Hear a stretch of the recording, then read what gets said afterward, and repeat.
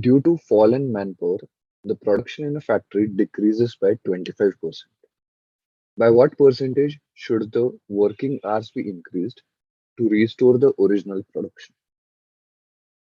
Now, the concept is very simple. Number of men multiplied by number of hours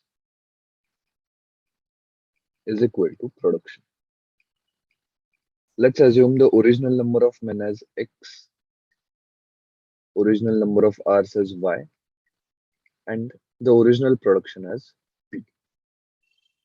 Now, it is mentioned here that the due to fall in manpower, the production in factory decreases by 25%. So that means the manpower has been decreased by 25%.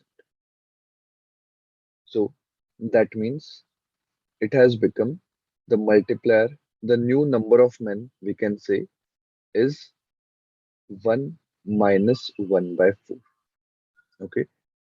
So it will be 3 by 4 x into y is equal to 3 by 4 p. Now we want to restore the original production. The original production is p. So now we want this p, which has become 3 by 4p, to become again p. So therefore, basically, we will have to cancel out this 3 by 4. So to cancel out 3 by 4, it has to become 4 by 3, right? Now, this change will happen on the number of hours.